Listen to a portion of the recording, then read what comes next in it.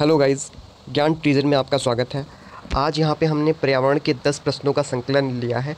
इसमें से मिनिमम आपको 6 प्रश्नों का जवाब देना अनिवार्य है। अगर आप 6 प्रश्नों का जवाब अनिवार्य रूप से दे पा रहे हैं तो आप समझ लीजिए आपकी तैयारी जो एनवायरनमेंट की है, पर्यावरण की है, वो अच्छे तौर पे चल रही है। अगर आपने 10 में से 6 प्रश्नों का जवाब नहीं दिया, दैट मीन्स आपको अभी आगे और भी इम्प्रूवमेंट की ज़रूरत है।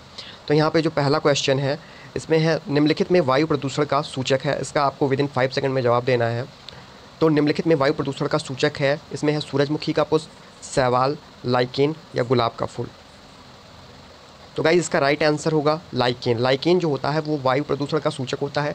लाइकेन एक तरह से जो आप देखते होंगे काई वगैरह जो होती है, जो इसे ही लाइकेन बोलते हैं, ये वायु प्रदूषण का सूचक होता है। या पौधों में लगी होती है, सॉरी गाइस, जो पौधों में लगी होती है देखते होंगे आप, इनका कलर जो होता है वो चेंज हो जाता है, तो इसे लाइकेन बोलते हैं। ये जो होता है वायु प्रदूषण का सूचक होता है। सेकेंड क्वेश्चन है, भोपाल गैस त्रासदी की घटना हुई थी। तो भोपाल गैस त्रासदी की घटना कब हुई थी, इसके बारे में आपको बताना है। और ये एक बहुत विनाशकारी घटना थी, बहुत लोगों की इसमें जान गई थी, जो कि मध्य प्रदेश का भोपाल शहर है, वहाँ पे ये घटना हुई। तो इसका राइट आंसर जो होगा वो आपको जवाब देना है। इसका गाइस राइट आंसर जो होगा वो होगा 3 दिसंबर 1984 में जो भोपाल गैस त्रासदी हुई थी, 3 दिसंबर 1984 में हुई थी। क्वेश्चन नंबर 3 है, निम्नलिखित में से कौन सा विच पर्यावरण के लिए खतरा है। एक ऐसा विच जो कि जो ज़मीन जो होता है उसके नमी को सोख लेता है, इवन आसपास की जो नमी होती है उसको भी सोख लेता है, वैसा विच कौन सा है। तो इसमें है यूकेलिप्टस। यूकेलिप्टस जो विच है वो पर्यावरण के लिए खतरा भी है। क्वेश्चन नंबर 4 है गाइज, पर्यावरण संरक्षण के लिए ग्रीन आर्मी को किसने प्रारंभ किया। तो इसमें से ऑप्शन है चीन, भारत, ऑस्ट्रेलिया या जापान। गाइज इसका राइट आंसर होगा ऑस्ट्रेलिया। लेकिन वर्तमान समय में ये जो ग्रीन आर्मी जो पहल थी ये बंद कर दी गई है कुछ कारणों की वजह से, लेकिन ये जो पहल है ये ऑस्ट्रेलिया की थी। क्वेश्चन नंबर 5 है गाइज, भारत में किसी जैव विविधता का हॉट स्पॉट के रूप में जाना जाता है। गाइज विश्व में टोटल 36 हॉट स्पॉट हैं, जिसमें से भारत में कौन सा प्रमुख है, इसमें दिए गए ऑप्शन में ये आपको बताना है।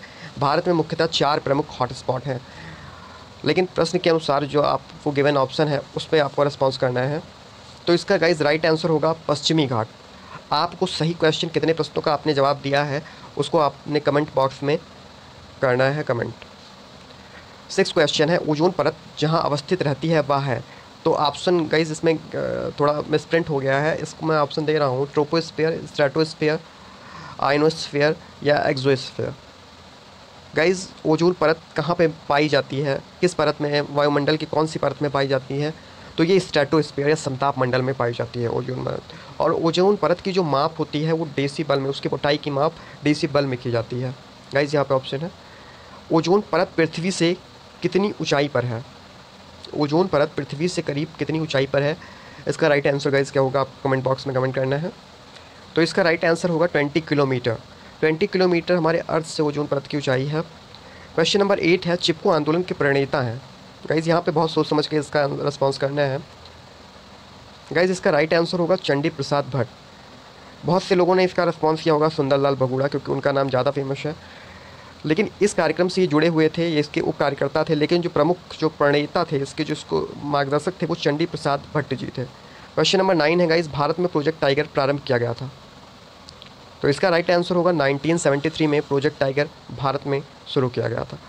गाइस क्वेश्चन नंबर 10 और लास्ट क्वेश्चन है, पर्यावरण का संतुलन बनाए रखने के लिए वनांतर्गत क्षेत्रफल होना चाहिए। कितना वन का क्षेत्रफल होना चाहिए, इसका राइट आंसर आपको देना है। गाइस इसका राइट आंसर होगा 33%। हमारे वन अंतर्गत जो क्षेत्रफल है उसमें 33%, अगर पर्यावरण को संतुलन रखना है तो 33% क्षेत्र में हमारे वन होने चाहिए, ये अनिवार्य रूप से। गाइस आपने कितने प्रश्न सही किए हैं उसको आप कमेंट बॉक्स में कमेंट करिए। ऐसे ही नए प्रश्नों के साथ हम फिर मिलते हैं और एक नई क्विज में। तब तक के लिए धन्यवाद।